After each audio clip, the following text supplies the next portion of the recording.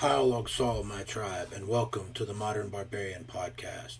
May your days be full of victory and your nights full of cold drinks and warm companions. Today's episode is all about the appearance of strength versus the reality of strength. These two can oftentimes be at odds with one another. Appearances are often deceiving and can lead to many false assumptions. This can either be a mistake that you make or something you can use to your advantage. Let's look at some aspects of strength and how appearances can be deceiving. A few key points we will go over during this podcast. You have physical strength, emotional strength, tribal strength, wealth, influence, and then projecting your strength. Let's start with physical strength. Often the strongest looking person is not physically the strongest. This look is produced by a series of, or a combination of factors on the human body. One of them being a low body fat percentage, one of them being the presence of any form of muscle mass at all, and the other is dressing to show that look, right? The look of a low body fat percentage has been portrayed by the media to mean strong. However, it has very little to do with actual physical strength. I mean, look at the people who compete in competitions, say like World's Strongest Man or Giants Live. They look nothing like what Hollywood shows as a strong person. They have a higher body fat percentage, usually higher than 20%. They are much, much larger human beings than you would ever see portrayed in a Hollywood movie. To give you an idea, if you ever saw Game of Thrones, the character, the Mountain, was played by a strongman named Hafthor Bjornsson. And he's just a huge person. Obviously, you can tell that that guy is strong. But that's not what is typically portrayed as the strong person. I guess to take a look at it, one of the most famous strong people of his day would have been Arnold Schwarzenegger. Now, he was actually strong too, but he looked stronger than he was, I guess would be the way to put it, in this context of appearance versus the reality of strength. He definitely looks stronger than somebody like Hafthor or Brian Shaw or those type of guys who compete at that level of strength competitions. But he was nowhere near as physically strong as any of those people. They were much, much stronger than he is. Or they are than he was, however you want to say it. They're a lot stronger, but they don't have that look. So that means we've got two roads as barbarians that we can travel when it comes to strength. We must be physically strong, but we also need to have some appearance of strength. And I'm going to say this, I don't give a shit about six-pack abs. You're a grown man. You will likely be wearing clothes majority of the time anyway. But appearing strong means that large strength-based appearance. Strong, large arms, large legs, big back muscles, This look that comes primarily from actually being strong and on a proper diet. And don't get me wrong, there's some guys out there that are way bigger and are still strong. Like huge, huge fat guys that are still very physically strong. But that's not what we're going for either. There's a reason that we need some appearance of strength. We'll talk about some of this more in detail as we get into this later on. But so just to summarize, on the physical side, you've got your looks versus what you can actually do. One of those is more important. That's the do. You have to actually be strong, not just look strong. And we talked about some examples of the guys that are actually strong that may not look it, but then let's go to the other side of what's really portrayed in Hollywood today or in any popular media as a strong person. You've got a guy who weighs 160 pounds, has a body fat of, say, 8 to 10%, but could squat 200 pounds maybe, and has, no real physical body mass, so to speak of, no actual muscle mass. For example, let's take a look at one of the most well-known physically fit Hollywood actors that's been known for really, having that look. And anybody that's seen Fight Club knows what I'm talking about. We're going to talk about Brad Pitt for a minute, as an example, because his numbers are available, right? When he was doing Fight Club, here's some of the lifts he was pulling off. He had a 225 Nautilus press, whatever that is, 130-pound incline press, 130-pound pec deck, whatever the hell that is. For back work, he did 85-pound lat pull downs, 165-pound T-bar rows. I mean, nothing, right? Shoulder presses, 55 pounds. That's, dumbbells overhead, 55 pounds. 95-pound curls. That's just, there was no real strength there when he was doing this. But he was 6 foot tall and weighed 155 pounds. Had single digit body fat, so he had that look that they portray as a strong human being, but had no actual strength. And you notice in there, it didn't talk about being able to do a squat or a deadlift or any of the real strong stuff. Like, if that guy had to move anything that was actually heavy, he was going to get help.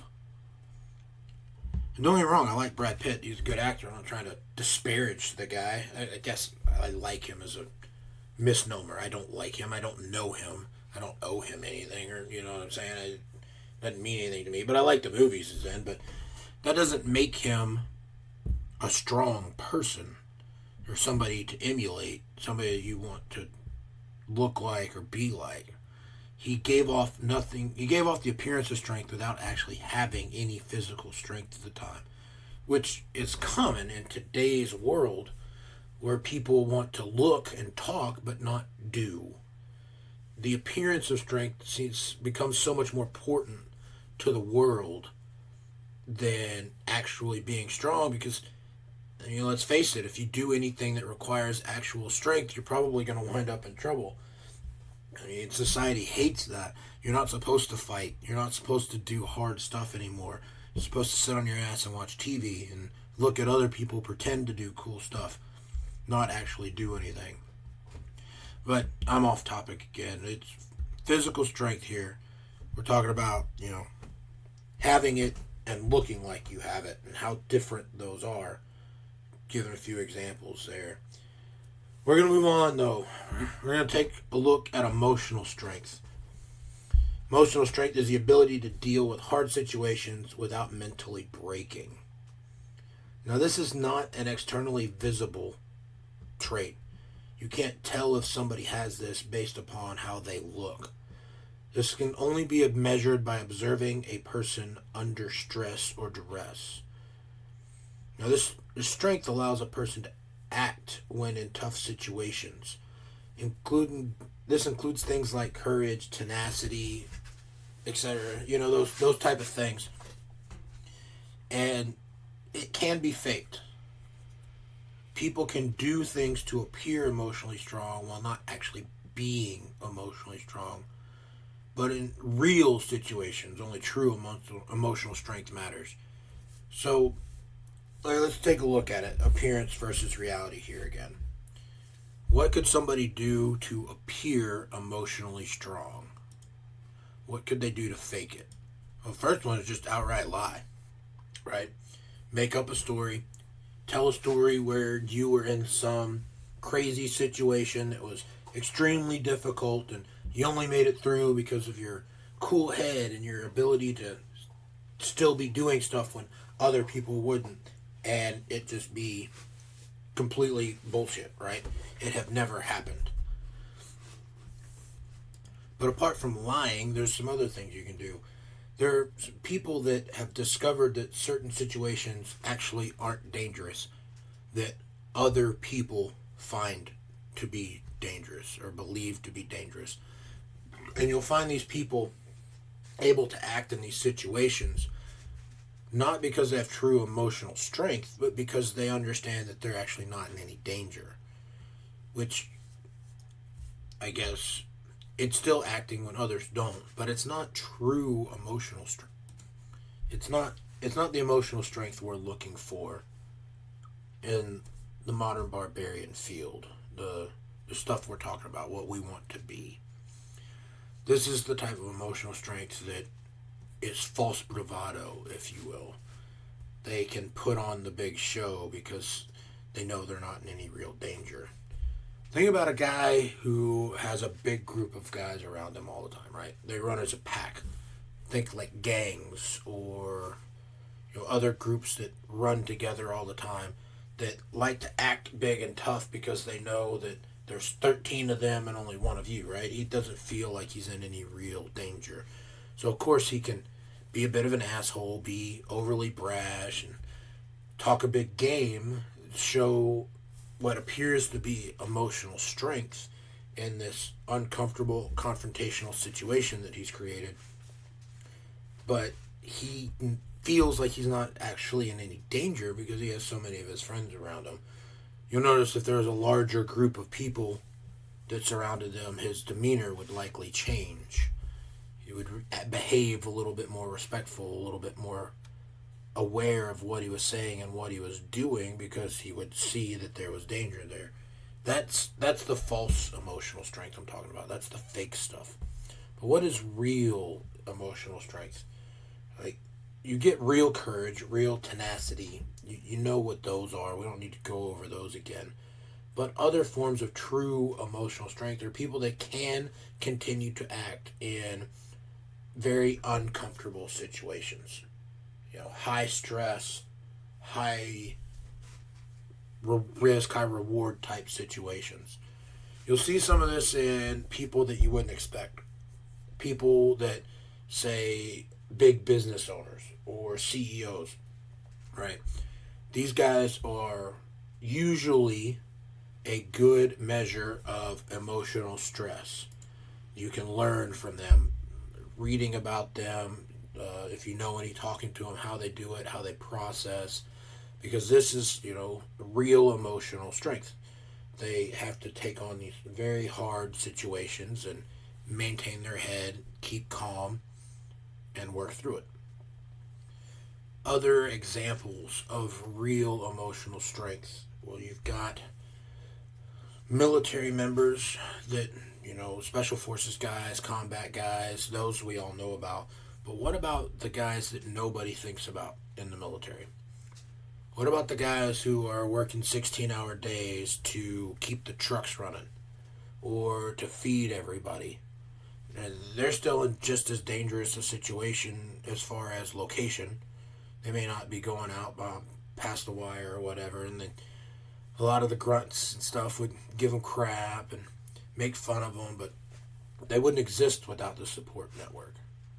And these guys are dealing with extreme emotional situations too, things that are extremely difficult, high stress, life-threatening, and they still have to get up and do their job and make sure that everybody's taken care of like they're supposed to be, or the war machine breaks down, if you will.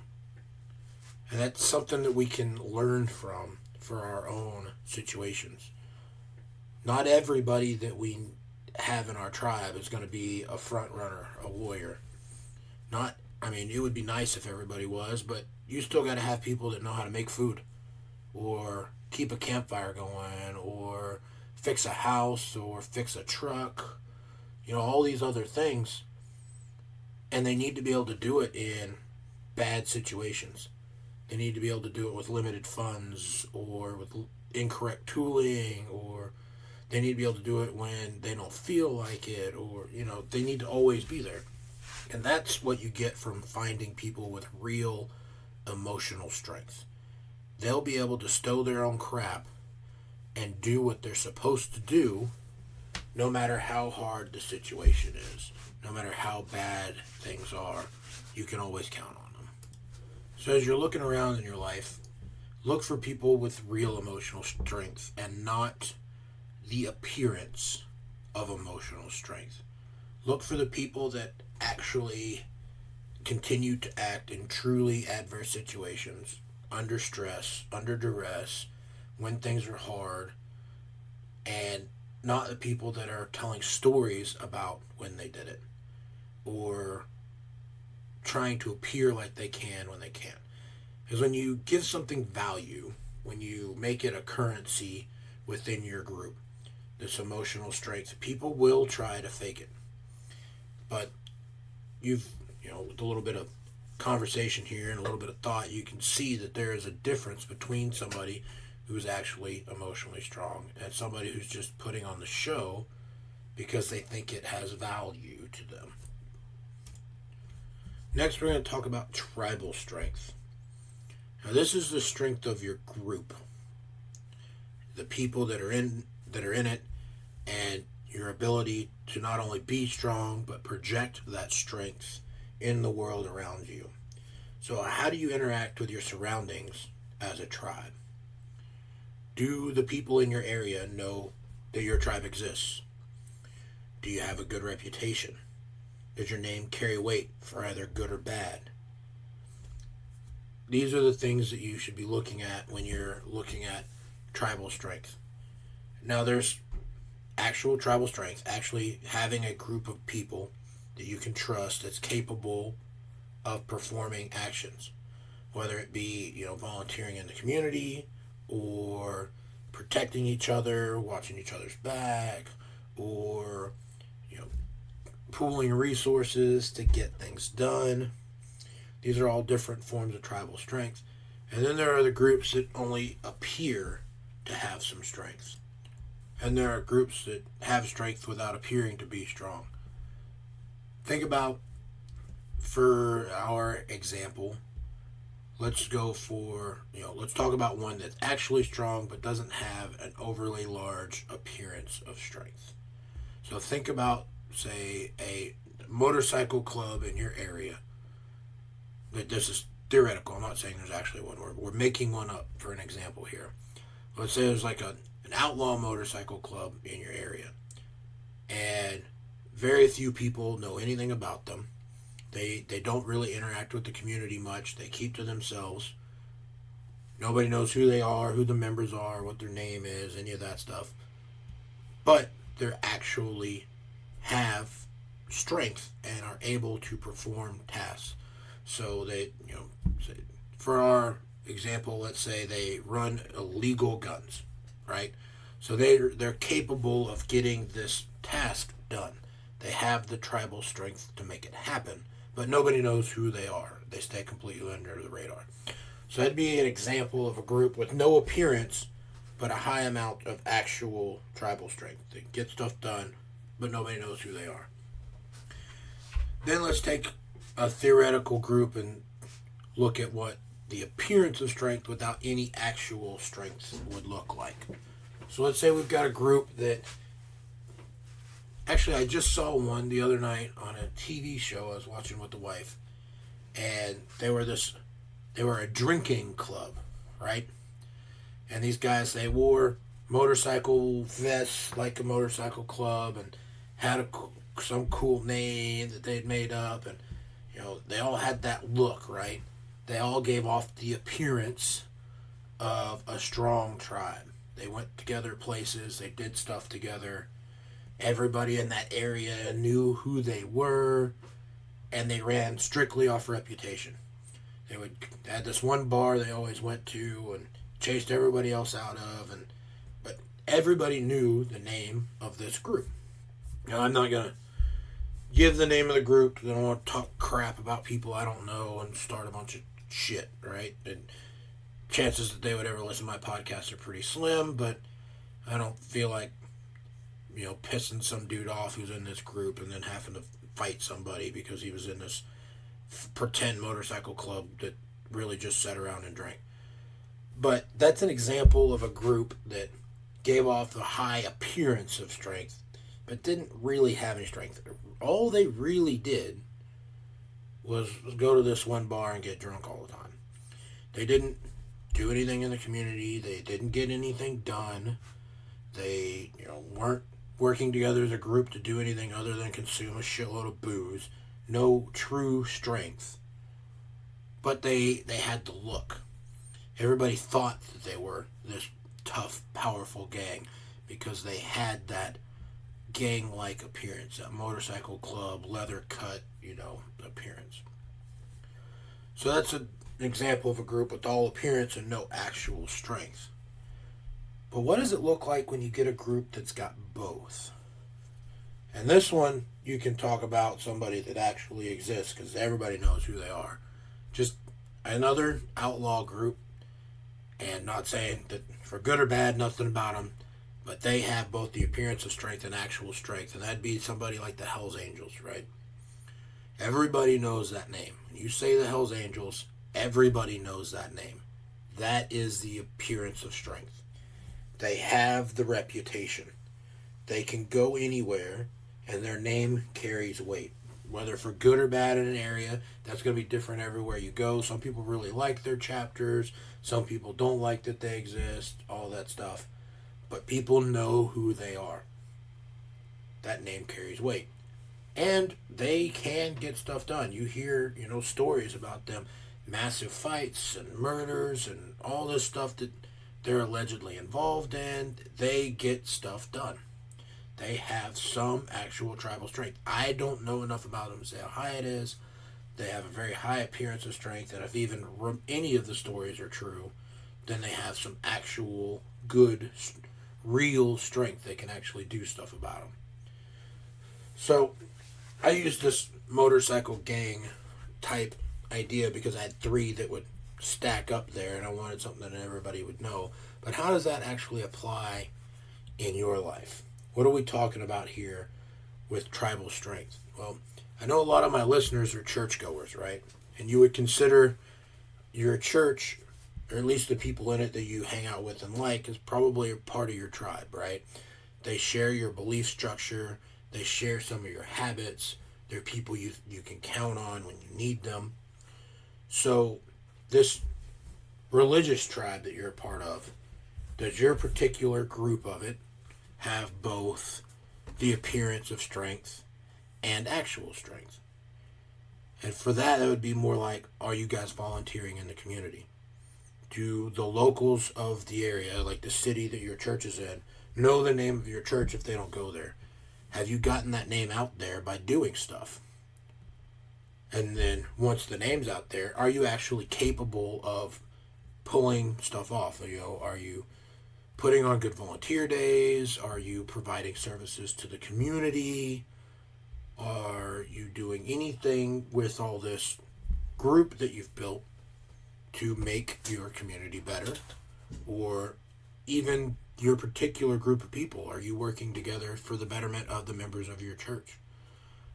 Are you helping people in their storm damage? Or are you helping people pay for surgeries when they're broke? Or whatever it is, has this tribe that you've initiated yourself into decided to use or build its strength to actually do stuff?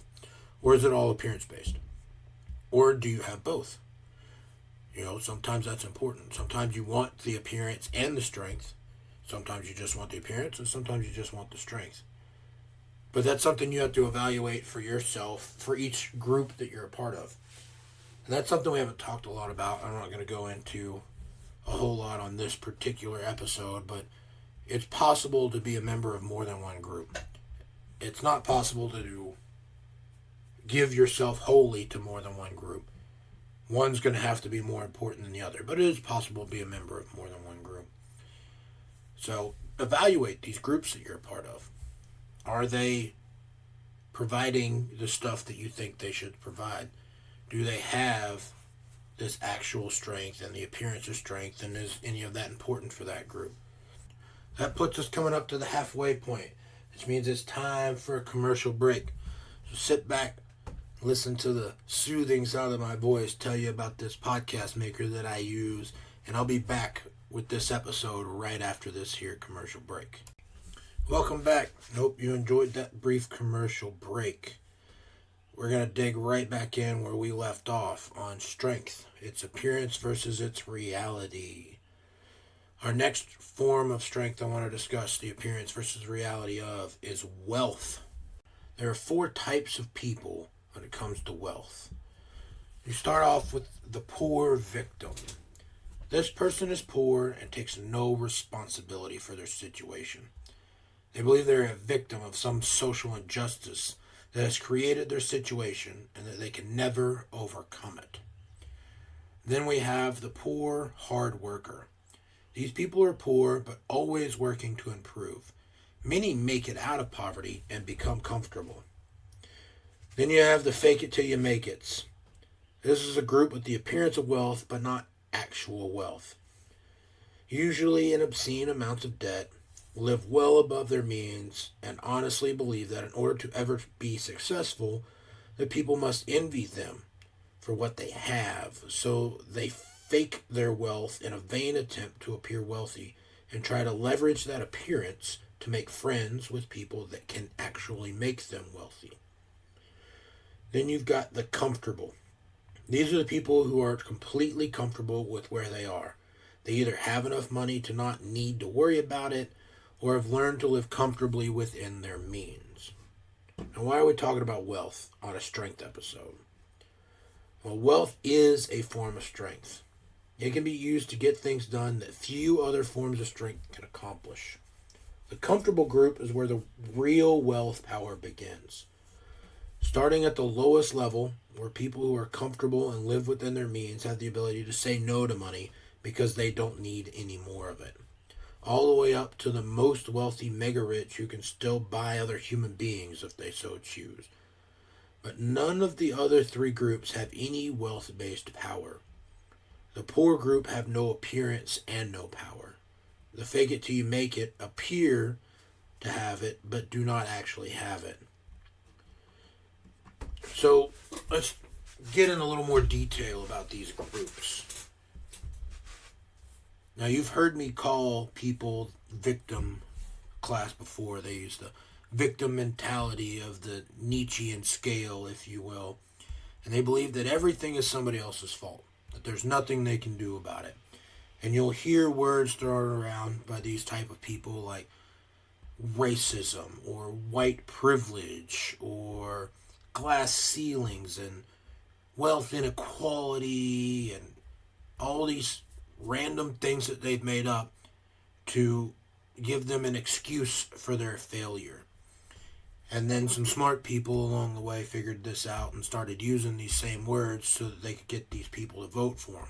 They have no intentions of ever actually making these people's lives better, but they can use the right words and pretend that they do and give them just enough more to say, it's a little bit better, that they'll keep getting voted for. Because if they ever actually change their situation, they'd stop needing the handouts and they'd stop voting for the people that are giving them. There's no reason for them to actually want to fix that. But that's the very bottom of the wealth power scale. Then you've got your poor hard workers. The guys that, they may have had it rough starting off or something bad happened. They lost a job, lost a loved one, whatever, put them in a real bad situation. And they're having to work really hard to fix that, to try and make it, right? Now, these guys and girls, they know how to work hard. They're not afraid of it. And they know that if they continue to push and strive, that they can better their situation. Now, some of them may even become mega millionaires or whatever, these ultra rich. Some people have gone from nothing to that class by working hard and being smart. It's not all just hard work. There's some other stuff that has to go into it, but mostly it's never giving up and always being able to get after it. But for the most part, these people will wind up at the lower end of the comfortable range. They might get to where they can make $100K a year and are real comfortable there. They can save some money, put their kids through college, own a home, have a decent car, and live a very comfortable life. They're never going to own a yacht or a mansion, but people don't need yachts and mansions to have good lives, right? A lot of people have forgotten that.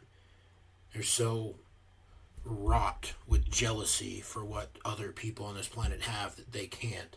That they think their life is somehow incomplete unless they have everything that every other person on the planet has. But that's a side note, something to talk about maybe in another episode. And then you come to what I think is the worst group out of all of them. The most detestable. And that's the fake it till you make it group. These people are so worried about their appearance of wealth that they will literally leverage everything they own to keep up with the Joneses, if you will. They have to have the nicest, newest cars. They have to live in a house that's way bigger than anything they need and can't really afford. They make sure that they go out all the time and are seen to spend large sums of money, even though they're probably putting it on credit cards. They take groups out to large dinners and pay for everybody, even though it's not a special occasion. Those types of people that just want to flaunt this appearance of wealth. And some of them actually have some money. Very few people that live like that have any real wealth, but some of them actually do pretty well for themselves. But they'll never get anywhere because they're so busy spending money trying to look wealthy that they forget to actually go back and make themselves better so that they can maintain their wealth. It usually catches up with these people. They usually have to screw some people over along the way to make sure that they stay in a position where they can live this lifestyle, and usually make some mistakes, and it winds up coming around to catch them. But don't be one of those. Don't think that you have to have all this crap for people to like you or to have some vain attempt at wealth power, even though you're not going to have it no matter how much money you spend to look like you want to have it. It's a complete show. It's a complete waste. It's a sham, a scam, a lie that you tell the world to try and make yourself feel better about your position in it. And then we come down to the comfortables. Now, this is what I call the truly wealthy in terms of wealth power. Now, there's a large, broad spectrum of how much money a comfortable person has, because there's more to wealth power than just a shitload of money. If you have enough money to live comfortably within your means and you're happy there, that's a form of wealth power. Because then nobody can use money to get you to do something. You no longer need more than what you have. You're completely comfortable. Right there, that level. The ability to tell somebody, go screw yourself. I'm not doing it. There was a movie, I can't remember the name of it, but the character in that movie called it Fuck You Money. And that's exactly what I'm talking about here. Somebody comes to you and it's like, hey, I'll give you $1 million to do this stupid, ridiculous thing. You can do that. Yeah, fuck you. I don't need it. That's what comfortable gets you. Now, that's why I was describing it the way I was, though, is you don't have to have a bunch of money to be able to do that. If you've got enough money to be comfortable, if you like the position you're in, then you don't need any more. And you can tell them, fuck you. I don't need any more.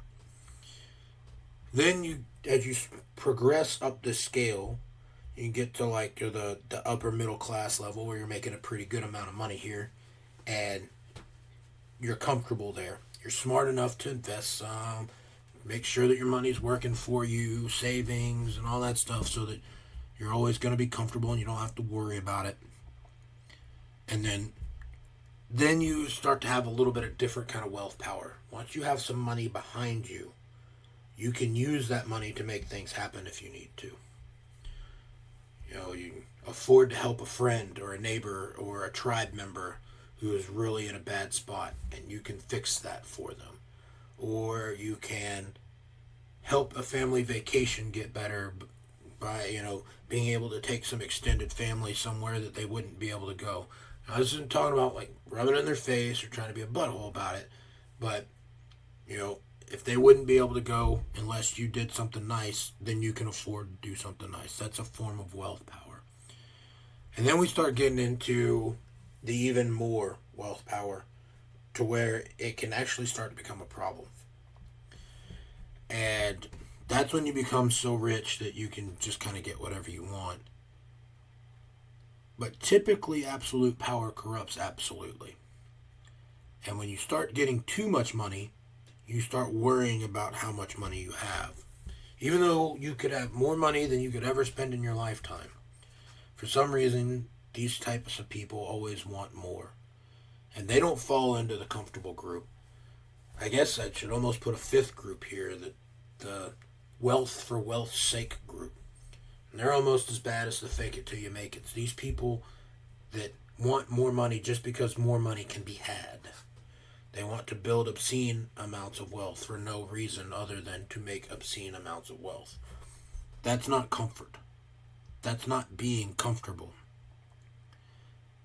That is a pursuit of wealth for wealth's sake. But at the top end of what we're talking about, the comfortable group, you got the really rich guys that are completely comfortable with the amount of money they have, not really worried about it, and can live a good life. You'll see a lot of them become, like do-gooders in the community, philanthropists, if you will. They'll use their money to help people or put up scholarship funds, all these types of things. These are the people that are comfortable where they're at and want to help people around them. Now, I think that that's misguided. I think that those types of gestures should be saved for members of your tribe and not for complete strangers. But that's neither here nor there. And I think that'll come up a little bit more with our next topic. And our next topic is going to be influence. Now, influence is kind of tied to wealth, but it's a completely different thing. Influence is the ability to make things happen in a given area based upon your relationships with the people in that area. So, basically, does your name have any power in your area? Can you get people to do things specifically because of who you are? So, again, I call it they're tied but opposites almost. Some people have a large amount of influence and very little wealth. Think of people like a Mother Teresa or a Nelson Mandela type.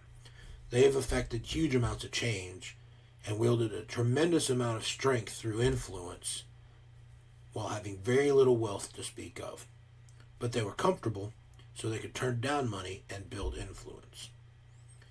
Now, these are extreme cases. I'm using them to help make it more clear what I'm talking about when I talk about influence. But think of a local elected official. They may have some wealth, enough to be in the comfortable group most likely, and then some influence that is not tied to that wealth. There's more likely a scenario for somebody like you or I that we could actually meet in our everyday life that have influence. But what's the purpose of influence? And how do we get it? So, influence is almost synonymous with power, but it's not the same. Power can give you influence sometimes, but influence doesn't always directly correlate to power. It doesn't always come from there. But influence, like I said, your ability to get people to do things based upon who you are. And there's many different types of it. Think about social media influencers. These people have a tremendous amount of influence because they can reach millions and millions of people in a short amount of time by going on whatever their online media of choice is and reaching out to their fans. Then there's the type of influence that comes from knowing the right people. If you've got a friend who is politically connected, and you know people with a certain amount of power, you can have some influence. You can talk to those people and make things happen. It's influence based on relationships. It's, you know people. You can get things done that way.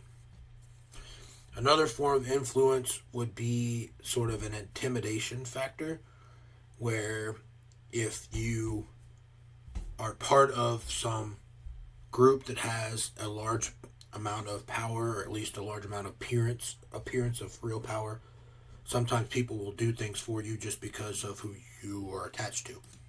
So you can kind of intimidate, maybe not a real word, but that's what I'm going to use. You can intimidate people into doing the things that you need without, doing anything illegal. And then the final form of influence that I really want to talk about is your smooth talkers. People that could, sell a ketchup popsicle to a woman in white gloves. That's a form of influence. That's being able to talk people into things, to get them to do stuff, but no other activity between the two of you other than your influence. So you can talk them into things. So these types of influence here are ways to get things done. And there's very little overlap here on appearance versus reality. You're not going to have the appearance of influence. You either have it or you don't. Now, there are some people, again, there's always those who will try to fake it, right? That's your appearance crowd. People that pretend to know important people, or will tell lies about the important people that they know, trying to get something done.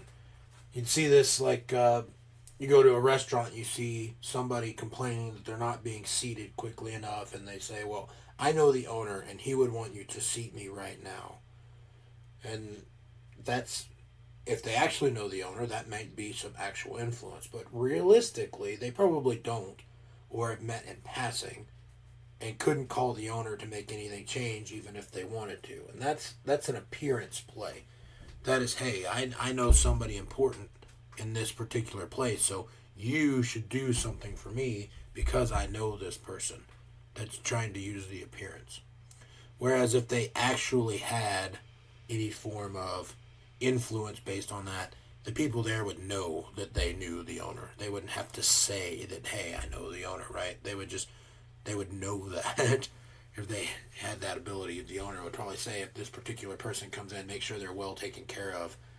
That's real influence with the owner. But, that goes, that metaphor there, that example goes in all fields. People that will pretend to know somebody, trying to have influence even though they don't. But that's about the only appearance that you get for influence. The rest of it, you either have to have it or you don't. There's no faking influence. You have to earn that. It's a lifetime of stuff that goes on. You can even have influence at your job that you've earned over your time being there. Bad things have happened or rough situations have come up and you've had the answer and helped the company get through a really rough time, or had an answer to a really bad situation. That gets you some influence. You can talk to these people and be like, oh, hey, look at this. I found this, and I think this is the path forward. And they'll go with it based on your word because you have that influence that you've developed over time. But now we get down to the real important part of the episode, and that's projecting your strength. We've talked about all these different types of strength. To talk about the use of projecting your strength. You don't always have to use the actual strength that you possess itself. Sometimes just appearing to be strong is enough to win. This was well documented very early in history by a writer of war philosophy and a general of war named Sun Tzu in his book, The Art of War. He said, appear weak when you are strong, and strong when you are weak.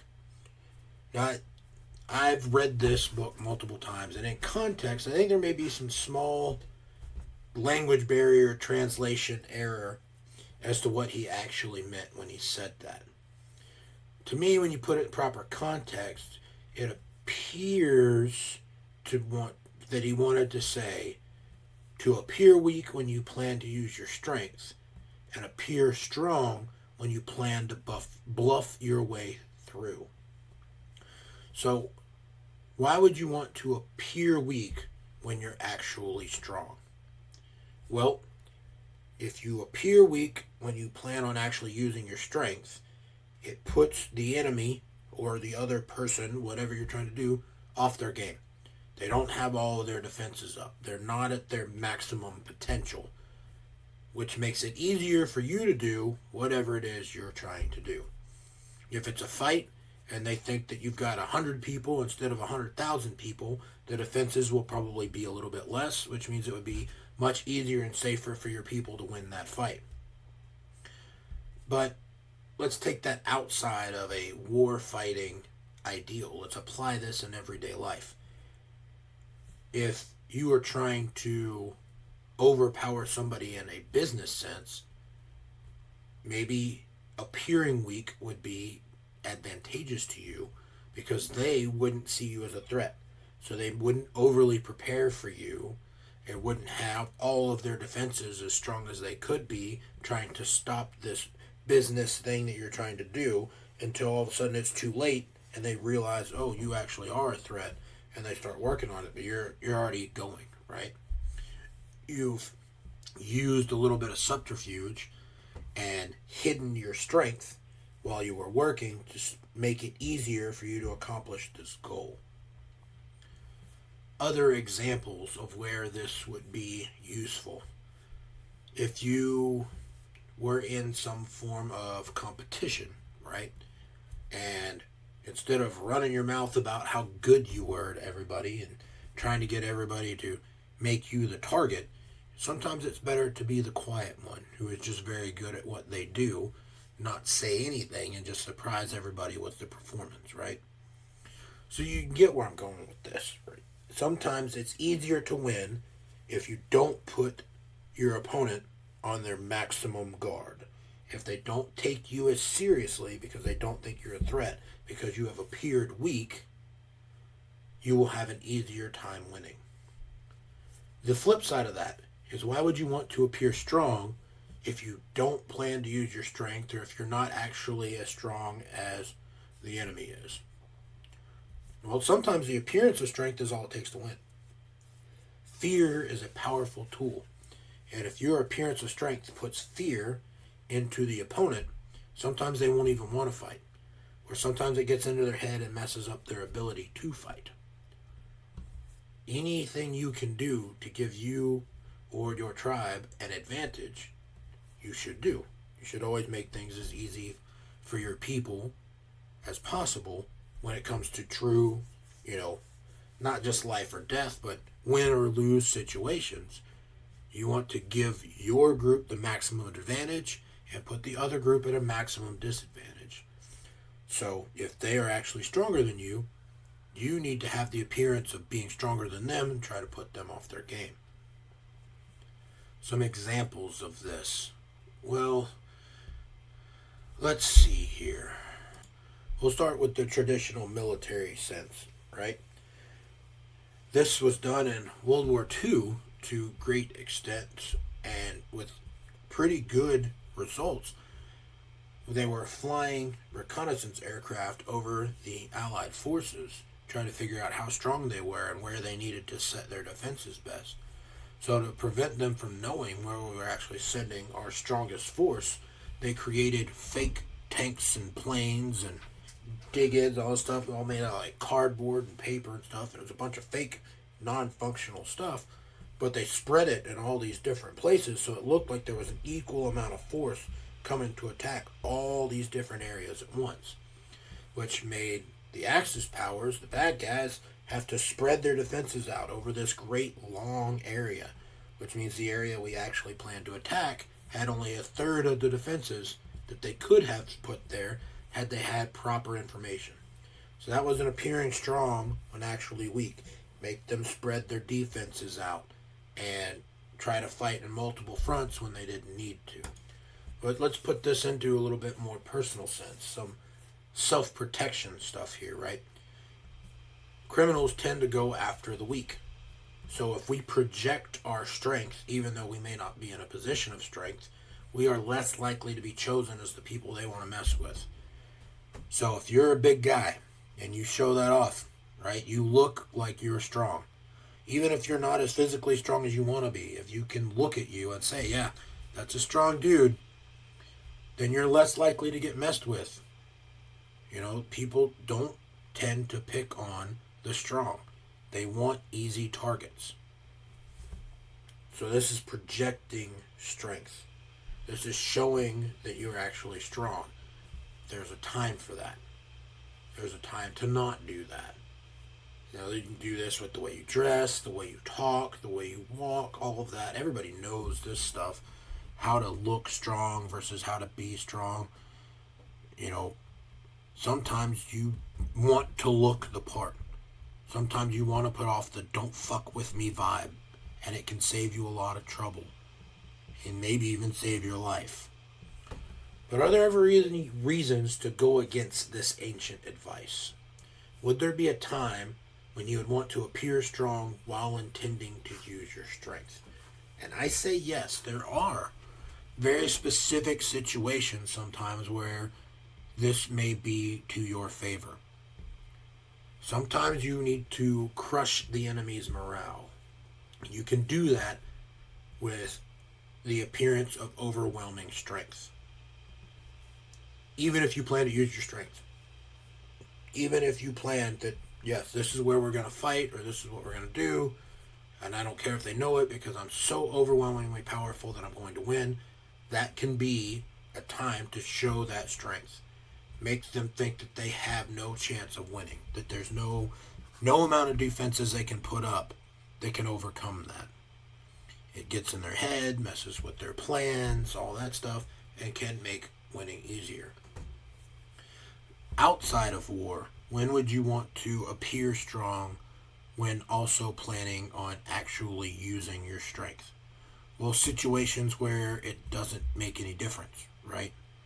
If you're going to be in a fight and there's nothing you can do about it, you might as well look strong. Put that into them that, hey, this guy's going to be one hard fight. He's going to be one to not mess with. Maybe it would give you an advantage. Maybe you know something about that guy and that's not an advantage, you know. But there are times to use that. But this advice that we get here from Sun Tzu in The Art of War is typically the best advice. So, if you haven't read that book, I can recommend it. Maybe it should do a full review on it here. There's so much wisdom in that book that applies to more than just war. It can apply to everyday life. But remember, projecting your strength is important. But you actually have to have some strength in order to project it. I hope you've enjoyed today's episode. And with that, we're going to close. We'll come down to the nuts and bolts at the end. If you guys are enjoying these podcasts, I'd appreciate some reviews or likes or shares with your friends. Whatever the system that you listen to this podcast on allows you to interact with it. The more you interact, the better we do, the more we grow. I've also gotten linked up with some guys who have a pretty cool website going, doing some article writing and stuff over there. And this website is called NotMyAmericanDream.com. And this is a place for barbarians and patriots alike to come together and find out what they can do about the current situation in the world, how things are going in this country, learn some news, hear some from some like-minded individuals, maybe even meet some. Maybe there's something more to this, right? Maybe this could be the start of something big. This could be the gathering place for all the like-minded people to come in and say, no, you know what? This isn't what it's supposed to be, and I'm going to do something about it. So check it out. Again, that's NotMyAmericanDream.com. Then you can find me on some social medias. I have my favorite one, of course, being Telegram, that I like to interact with you guys on. And if you want to find me on Telegram, go to t.me/modern barbarian. I'll put a link to that in the show notes for anybody that's interested. Come on there, ask some questions. If you got something you would like me to cover in an episode, you just let me know. I'd love to get some input from you guys as to what you think of this, how it's going, what you would like to hear my opinions on. Outside of that, that's about it, guys. I really appreciate you taking the time to listen to this on your day, whenever it was, whether it be your commute to work, your lunch break, or just sitting back chilling in a chair, having a beer, and listening to me talk. So, I hope you're having a great time and a great day. Thank you for being here.